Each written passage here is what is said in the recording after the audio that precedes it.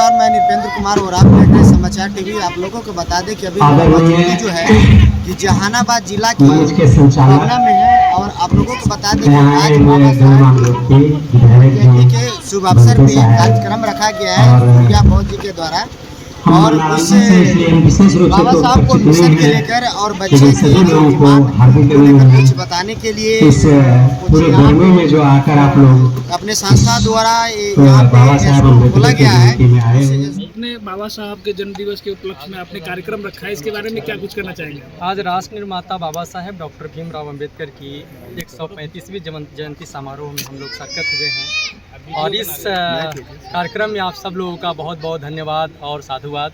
इस कार्यक्रम में आए हुए मीडिया कर्मी और साथ साथ पटना से चल करके साथी को मैं बहुत बहुत धन्यवाद देता हूँ। हालांकि ये कार्यक्रम 14 तारीख को रखा गया था, लेकिन 14 तारीख से पहले 13 तारीख का मुझे भयानक दुर्घटना हो गया जिसमें हमारी दोनों हड्डी टूट गई, तो मैं आईसीयू में था, जिसके कारण कार्यक्रम स्थगित रख कर दी गई और ये कार्यक्रम 20 तारीख को किया गया, जो आज हम लोग इस कार्यक्रम को बढ़ चढ़ करके हिस्सा ले रहे हैं। यह कार्यक्रम का मुख्य मकसद ये था कि 40 दिन का यह कैडर कैंप चलाया जा रहा था, जो 2 जगह था, एक तो बभना में था और दूसरा लाल से बीघा था। लाल से बीघा जाते समय हमारी एक्सीडेंट हो गई थी।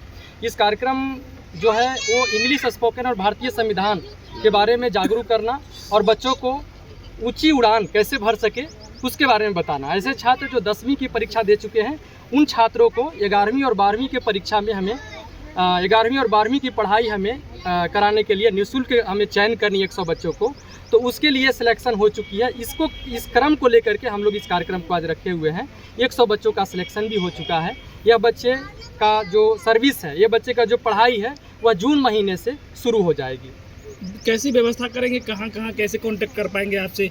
देखिए, कांटेक्ट करने की सबसे पहले तो हमारे पास में 60 बच्चे का सिलेक्शन हो चुका है ऑलरेडी। जो बच्चे 10वीं की परीक्षा दे चुके थे, तो 11th और 12th की परीक्षा साथ में हो जाएगी, साथ ही साथ उनका फिजिकल और रिटेन की तैयारी हो जाएगी।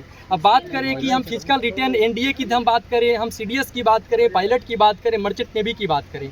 देखिए, बात ऐसा है कि 11th और 12th का ही सिलेबस है। मैं एक प्रशिक्षु विमान चालक खुद ही रहा हूँ और मैं PhD स्कॉलर हूँ डिपार्टमेंट इंग्लिश से। तो कहने का मतलब है कि अगर बच्चे 11th और 12th की पढ़ाई अच्छे से तरीके से कर लें और फिजिकल की तैयारी कर लें, रिटेन की तैयारी कर लें, तो निश्चित रूप से है कि उनका जो है ये सपना पूरा होगा। और ये सपने को पूरा करने के लिए हमारे महाराष्ट्र से चल करके, हमारे चेन्नई से चल करके पुरुषोत्तम जी भी यहाँ पर कैंप में भाग लिए हुए हैं।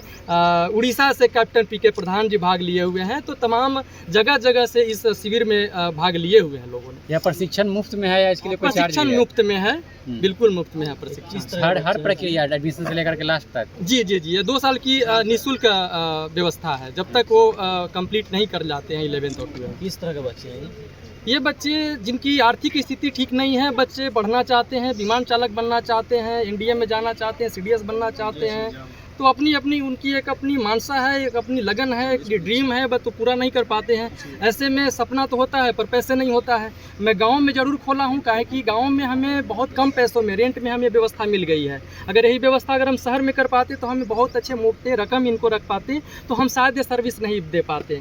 तो हमारी ये सर्विस और अन्य जगह पर भी चल रही है, भुवनेश्वर में भी चल रही है। तो मैंने यहाँ पे ये 2nd ब्रांच हम लोगों ने सेंटर शुरू किया है और अभी एक हम लोग का लाल से बीघा में भी चल रहा है, जो शिविर का कार्यक्रम चल रहा है। तो आपकी संस्था में प्रवेश करने के लिए स्थिति क्या होनी चाहिए बच्चों की?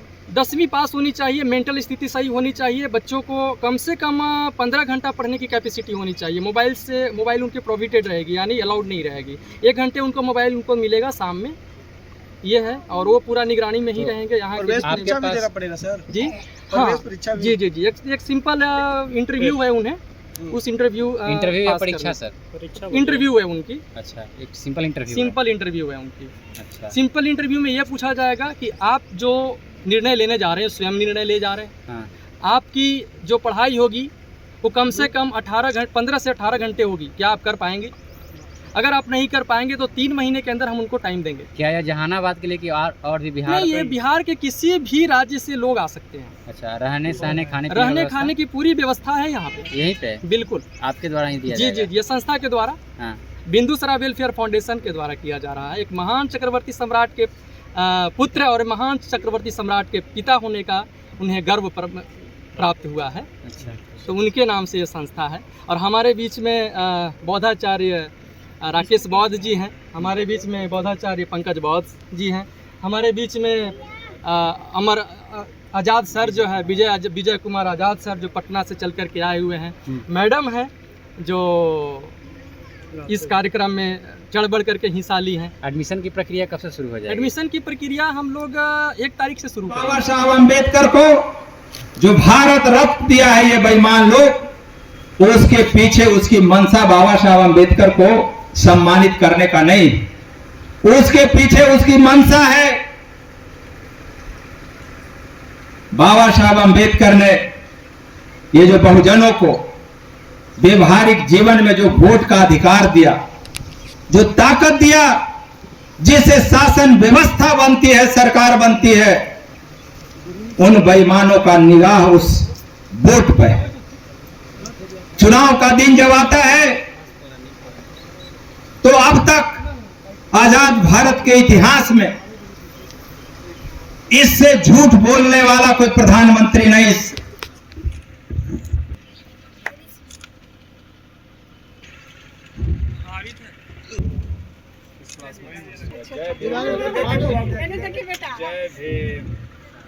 एटम बम है और बच्चों को भी मौका नहीं मिला सारे।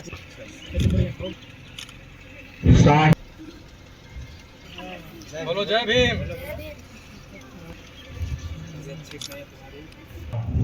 आ जाओ बेटा तुम